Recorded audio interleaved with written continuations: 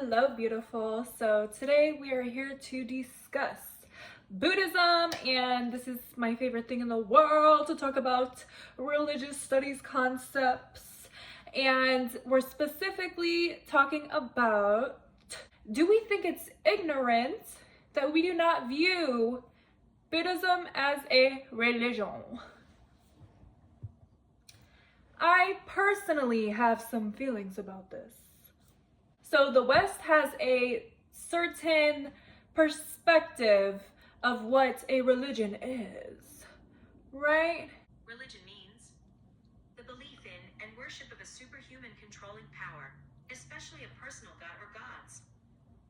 The West believes a religion needs to have a god, right? That's very West of us, okay? Buddhism has been broken down into this thing that people even pair with their own religion, which is, do what you want. And this is not to bash anyone who, for example, I have family who pair Buddhism with Christianity, right? You do what works for you. I remember when I was in college, we had this whole discussion on this topic, and my religious studies professor was saying how it's kind of interesting that people pair a religion with another one, right? Because Buddhism has been watered down to scientific practices that help you, right?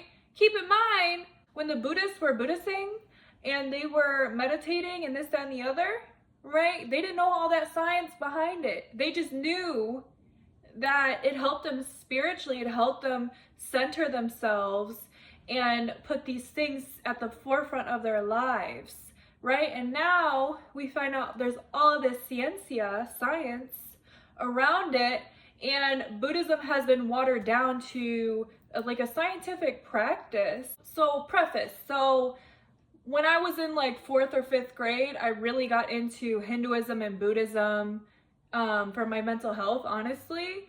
So it is very beneficial in that way. But as I really got into it, I became Buddhist. I became a Buddhist. I identified as a Buddhist in high school because I was practicing it for so long, and I'm literally Buddhist. But it felt weird to claim myself as that because here I am, a white girl in Chicago, and everyone else is Christian, and I'm like, that's why I really got into the topic of appropriation and this, that, and the other, because a lot of people view, if you're Buddhist or Hindu or whatever, like you're appropriating. Oh my God, I'm gonna make another video on that. But I think there's nothing wrong when you really study the culture, the religion, and you really respect it and get into it and are honoring it, right? But anyway, so I was in high school and my friends knew that I was Buddhist, right?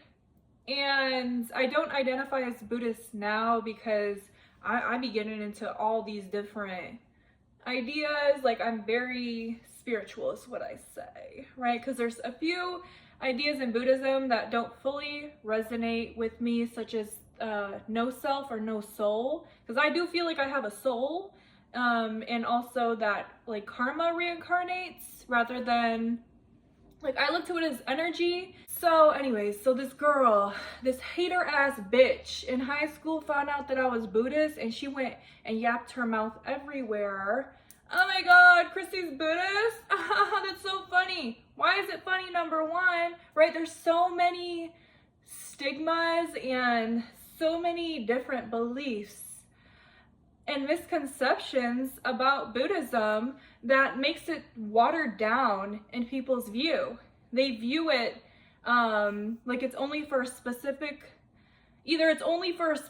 people, right? But then you're taking these aspects from it and putting it into your life because it's like backed by science, right? But like, this comes from this specific religion, and they found out these things before there was even the science to back it up, right? Oh my God, and another reason I'm not fully of one denomination, right? It's because in Buddhism, you cannot reach nirvana as a woman. There is sexism in every religion, okay? And I don't mess with that, okay? Anyways, so yeah, like cultural differences, oversimplification, and commercial exploitation is really the three things that misportray Buddhism. And like there's this idea that if you're Buddhist, you are on a mountain meditating and you're a monk and you shaved your head. And yes, that happens. Like shaving your head is very important in like there's all these different aspects that are important in Buddhism, right? But these superficial, that's like if someone thought every woman Christian is a nun. You know, like y'all gotta do some research. Like that is important. Monasticism, meditation, all these things are important in Buddhism, but Buddhism actually, if you know the stories, right, of Siddhartha, he found the middle way, right? Instead of doing extreme, right, he found the middle way, and that's still existing in life, right? And balancing between asceticism and indulgence. It's the middle way. And some people think that you are atheist if you're Buddhist, which is really stupid because Buddhism literally believes in deities. Buddhism derived from Hinduism. Hinduism has many gods, right? And Buddhism still recognizes deities, bodhisattvas, and spirits. And specifically in Mahayana Buddhism, there is the bodhisattva of compassion is worshipped. Mahayana Buddhism is a sect of Buddhism. And Buddhism is not just meditation. It is a comprehensive way of life. It includes ethics like the 5 precepts. It includes the 4 noble truths and the 8-fold path. So there's a focus on ethics, wisdom, and compassion. It's all encompassing. It's a way of life. And meditation, yes, it's very significant. It's a tool for inner transformation, but it's one part upon many tools. So people think nirvana is a state of nothingness, oblivion, like eternal sleep, like you're just done, you're over, right? Nirvana is not this escape from life, right? It's the cessation of suffering, the end of suffering. It's the end of attachment. It's the end of ignorance. And once you do reach nirvana, you are no longer reincarnating, right? And this is not nothingness. This is a profound state of peace. That is what nirvana is. Also, it's a state of wisdom. Yeah, so Buddhism, it's very oversimplified, even in the fact that it focuses on Siddhartha's story, right? A lot of people just know his story. They don't know about the 8-fold path, the 4 noble truths, the structures within Buddhism, right? They just pick and choose, I feel, right? Which Buddhists, I'm not going to say all, but in my religious studies Buddhism courses, I learned that when Buddhists are asked about how people use certain things from Buddhism, right, to help them, they do approve of it, right? So when people, like I've had conversations with people who do view, and I even kind of strayed away from Buddhism because I did not want to appropriate Buddhism. I did not want to be one of those people who appropriate, right? But then I learned in college that actually Buddhists would approve of you meditating, of you taking what you need from Buddhism in order to help you on this path of life to ease your suffering, right? Of course, not all Buddhists would agree with that, but that is what I learned, and that's what really brought me back into the practice, because me personally, I cannot fully commit to one religion. I like to find out what works for me, and it is very important to study the religion to make sure you are not appropriating, right? You do not want to be in a situation where you are boasting about certain parts of something and then like not really honoring it. So study that religion, study those practices, and make sure you're being respectful. So in Buddhism, there might be this idea that like they could be passive, right? Because they're about nonviolence. And if you look at the history, Buddhist people have faced oppression and they were not passive. For example, the Sri Lankan Civil War or Myanmar's Rohingya crisis, I hope I said that correctly. They were not passive. They had to fight back to protect themselves. Of course, Buddhism would want you to look to things with the perspective of compassion before resulting in violence, right? But Buddhism is not passive at all. Compassion is at the forefront.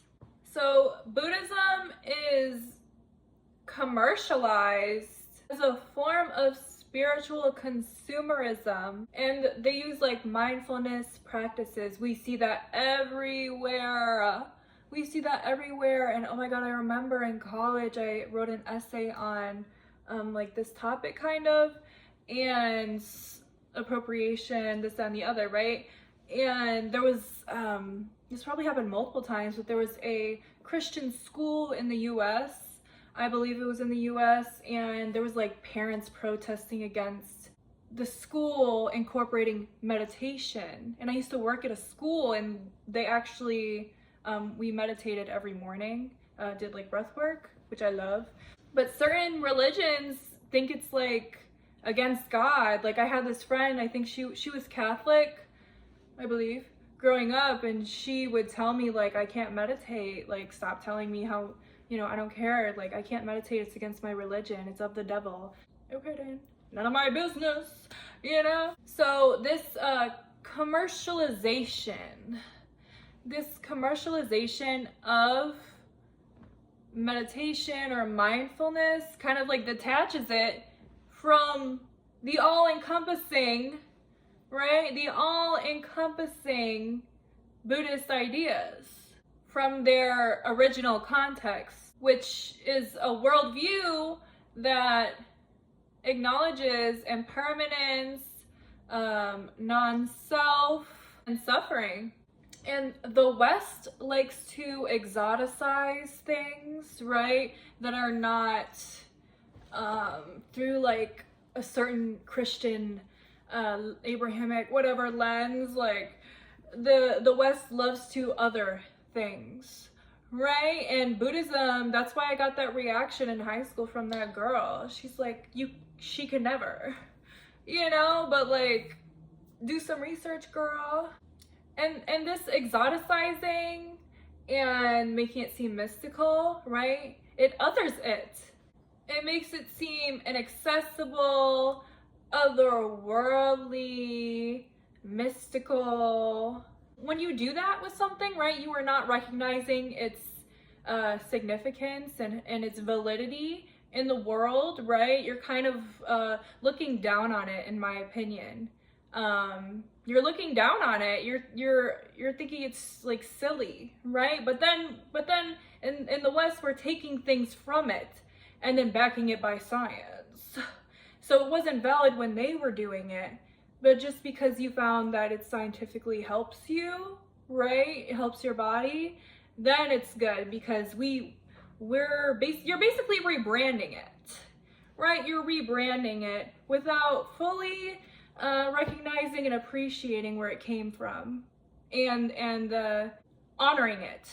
And it's crazy because the West exoticizes it. They exoticize it, but Buddhism is a very practical way of addressing human suffering.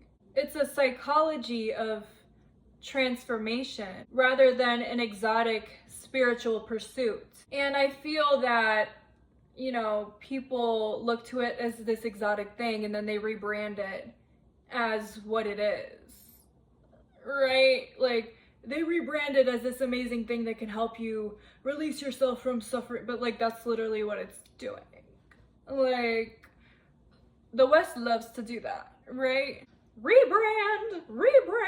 And I will also say in Theravada Buddhism, there are female monastics, so despite that being one of the factors that kind of pushed me away from Buddhism, I will say in general, like I don't like any attachments, any identification with any one religion because of the history of oppression that all religions are going to have that history.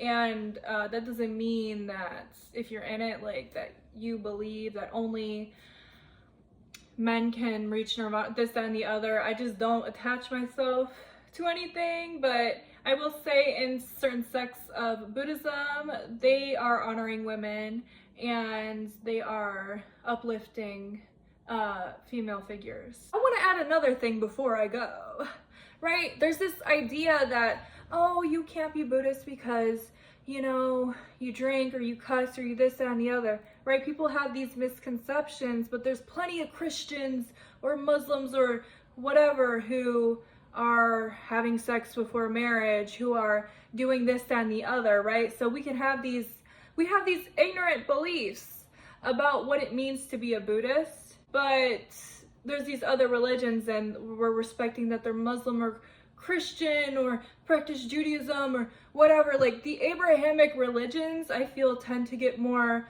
respect. I will say Islam needs more respect. Okay? People have so many ignorances, so many misconceptions about Islam, and I would love to make another video about that. Islam is beautiful. Oh, that scared the fuck out of me. Ooh, I thought that was a fucking spirit. It was just my vegan chorizo. Anyways, oh yeah, someone can be Buddhist, right?